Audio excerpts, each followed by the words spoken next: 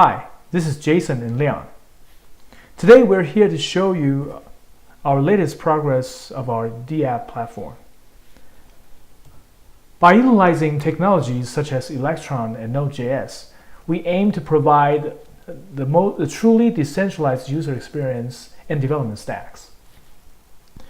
As you can see that our app is launched into a wallet UI where user can immediately start checking the account informations found on a local phone node. We integrated the Ether balance directly with the ERC20 token balance in one place so that users can easily look them up. For the purpose of this demo, we'll be creating a new account and we'll walk through all the major features of the current platform using it.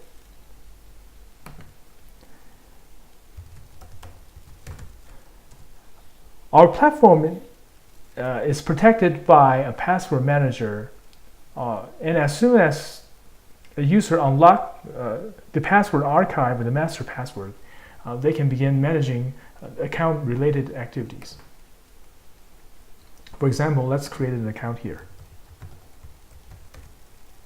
Just give it a password and hit create.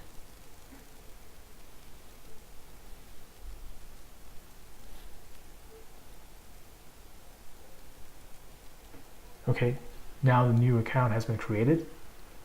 Let's go back and take a look. Yep, so this is the newly created account. Now let's send some tokens and ethers to it. Just copy it into a receptacle. And I'm going to send it from this account here with large balance.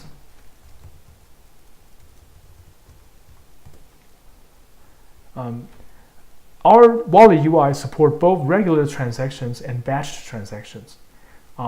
So one can simply click on send buttons to send this transaction as a regular one, or you can batch send multiple jobs in one go.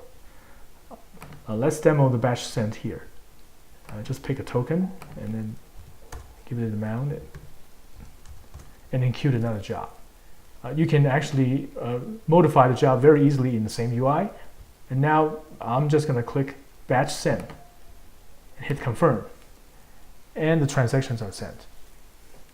The indicator spinning here indicates that the transaction has been sent to the network waiting to be mined. The users can actually go into the receipt view to check the receipt that are just success.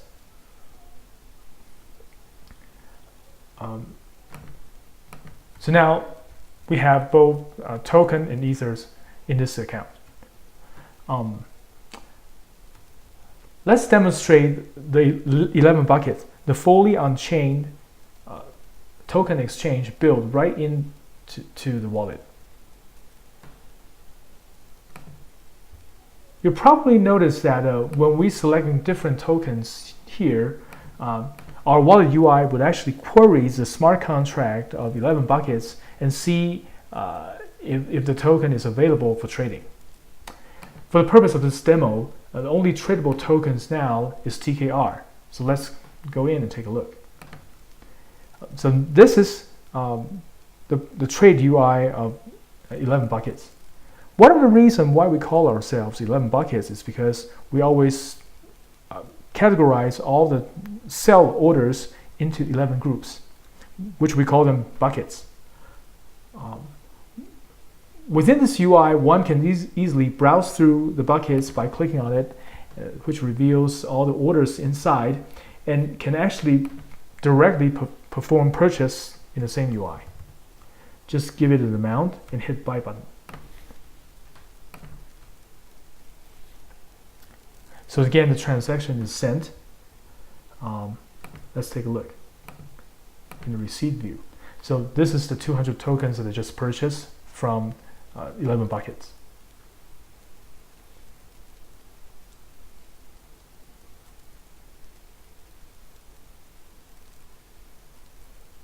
Okay, you can see that my token balance has reflected the updates, and now the mining has succeeded. succeeded. Now with some tokens, we can now create a shop. This is the cell UI of 11 buckets. The idea is that the individual address can create its own shop contract, which handles the orders and keep the balance of the trade. So with just one click of a button, we can create a new store for this new address. Notice here that we have a security deposit, which is a mechanism we designed to prevent spamming of Ethereum network. With each new store created, the amount of security deposit actually increase. And we never hold any balance from any users. Instead, these security balance will be preserved directly in a newly created shop contract. You probably noticed that this button just popped up.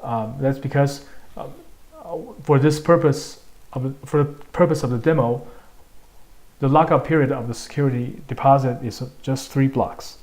And as soon as the lockup period expires, the button will appear for people to withdraw.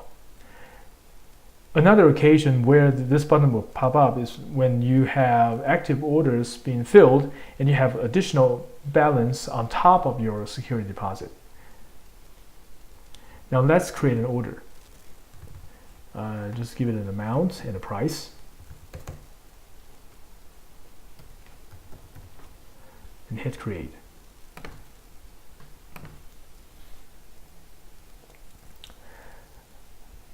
This is actually a very good example of why we need to have a batch job queue. When creating orders, our system first calls the ERC token contract and approves the token transfer by the shop contract. The account then call the specific functions in the shop contract to create an order. With the design of job queue, we can perform these tasks in single button click. Now it looks like the order has been created. Let's go in and check it out. Now you notice that our progress bar on the top reflects the projected incomes when the order is filled. In fact, you can also look up your orders in the buy interface that we just previously shown.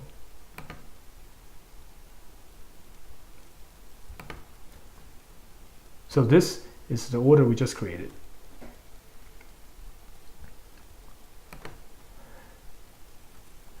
Because we're aiming to become a dApp platform, we're actually actively testing the upcoming open source SDK release to the third-party developers.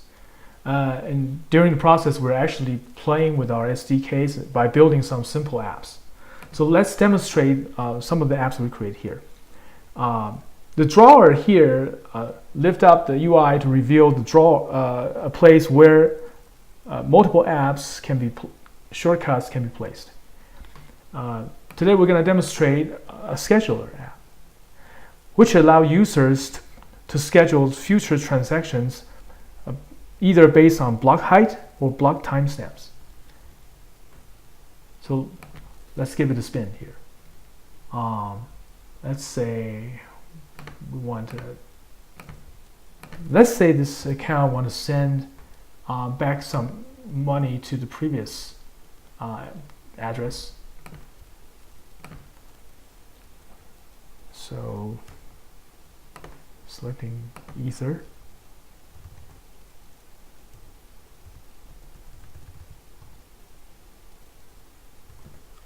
Actually, this scheduler app also supports batch transaction as well.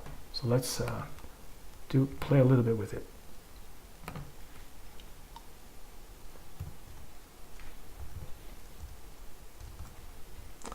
So we're going to schedule 2 jobs in the future.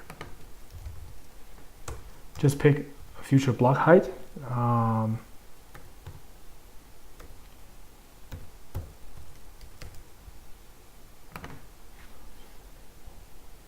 So now, when you go back to the main UI, you notice that there's a new job created that targets future blocks.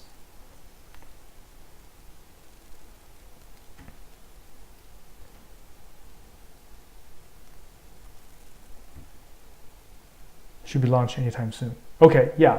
So now you see that this job is now executed and the indicator starts spinning.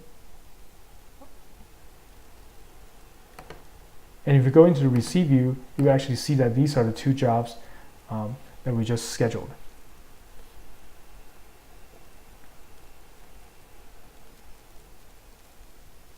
Yeah, the balance is actually already reflected the change. Okay, the transaction succeeded. So this is all I have today. Thank you for your attention.